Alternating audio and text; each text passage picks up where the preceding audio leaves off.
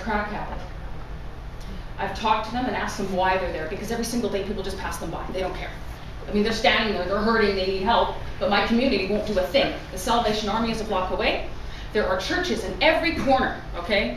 And what, nobody is going to help these women that are standing there filthy, that need help, and all these Johns are driving around all over the place? And after investigating and talking to them, every one of them has been abandoned. Every one of them, by a husband, by a boyfriend. They've been left with children, too many children, so obviously that was a mistake.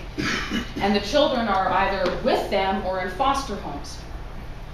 So I asked them, how can I help you? What do you need?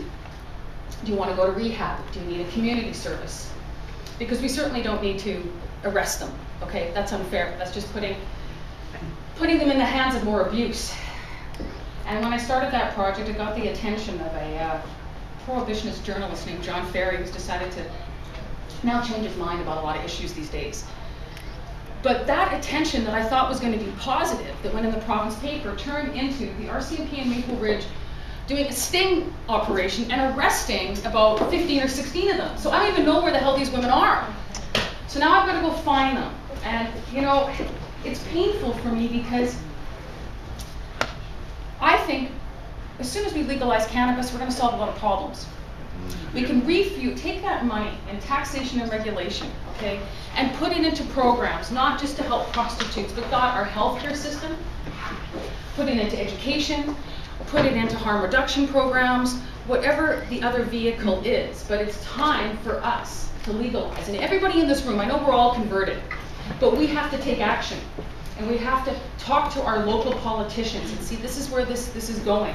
I've talked to my local politicians about the prostitutes. I've talked to my local politicians about the crack that's being filtered all through Maple Ridge. And I've talked to my politicians about legalization of cannabis. They all know who I am. They all know I'm a legal producer. But they won't do anything. What did they say? What did they say? It's not my problem. Mark Dalton, okay, my MP, and another one as well, have just ignored it. Completely ignored it. And I think it's about time that we hold all these politicians accountable. Now look, I'm no journalist. I've got a high school education, but I've been trying to write LTEs, letters to the editor. After reading my local newspapers, trying to fight back a little bit respectfully. Now that's not the only course of action we can take. Dear God, I mean, there's a billion other things we need to do. But we need to start telling our politicians that their paycheck is our paycheck. That their tax dollars is from us. Okay, what I pay in taxes every year from a magazine and a shirt business is going towards them. Okay, so why are you not taking care of us? Stephen Harper was all over YouTube and didn't even talk about the fact that Canadians want marijuana legalized. They're ignoring us. They're ignoring what this country wants and what we need. They don't listen. No, they don't listen. And we have to start acting, I hate to say this, guys, but we got to start bullying Americans. Look what they're paying. We're a herd of cows. We're not strong enough. We are not strong enough, and we are not determined enough. And I'm upset about it. That's why I'm trying hard to be that inspiration and that medicinal cannabis cheerleader. Come on, everybody, let's go.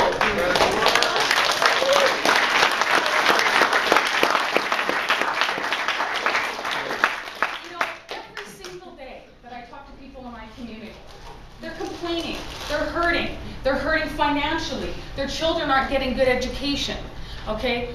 And now look at what America's going through with their healthcare system. All these surgeries I've had right now, all of this that I said, ugh, and I'm missing a half inch on this side, you wouldn't even know it, and I'm like a quarter inch down.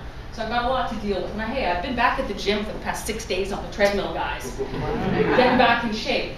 But this would have cost in the US, all these surgeries, oh my God, $500,000? Come on, let's face it. Let's face it. I mean, we're talking CAT scans, we're talking, days in hospital, we're talking a lot of care when it comes to all of this. Keep in mind, I've only had, through all of the surgeries, I only had 3 shots of morphine. That was it. I left the hospital the same day and smoked my pot immediately. That was the only.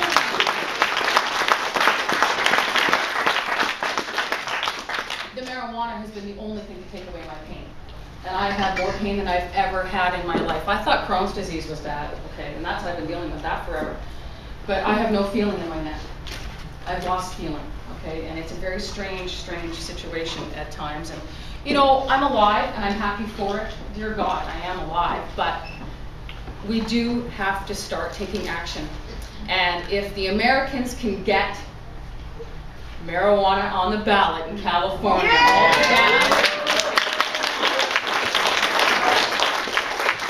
it doesn't take much.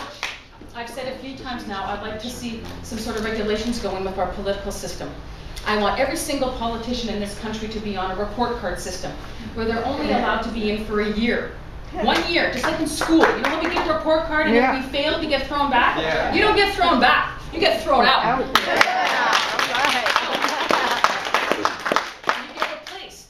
Because I still don't understand how, even in my community, that a dweeb like Mark Dalton, who's a fundamentalist to a point that and that's why I argued with him about this. If you are a Jesus man, why are you not trying to help these prostitutes? Yeah. No answer whatsoever. So that tells me right away, guys, who put him in there? Okay, who put him in there? Was it some of the businessmen in the community that gave him the money to get in, or what happened? Because I don't really believe that the majority of my community wanted him elected. And I know this, okay? It was the NDP that should have gotten elected. And it was the Liberal that got in. But we need to make noise. We need to talk to them. But you have to do it, like I said, in a respectful, compassionate way. Bullying is going to get us nowhere, okay? And you know, like I said, sure, we should be bullying Americans, but in a very respectful way. You need to educate your community. I've been able to educate all the doctors who have gone through this process with me. And every single one of them cannot believe how healthy I am for smoking the amount of marijuana I do. Now, Dr. Hornby said, you guys were talking about smoking joints and lungs. I've been smoking joints since 1993. That's the only way I like to consume my cannabis. That's the best way for me personally. My lungs are clean. Pardon me. Nothing. I have nothing in here, okay, except good health. I take 13 vitamins a day. I go to the gym 5 days a week and do an hour cardio workout. I work 40 hours a week, volunteer 40 hours a week. My precious, precious husband, that I don't know what I would do without, my soulmate, did a labor of love recently and made me some Afghani bullrider oil, okay, to ingest.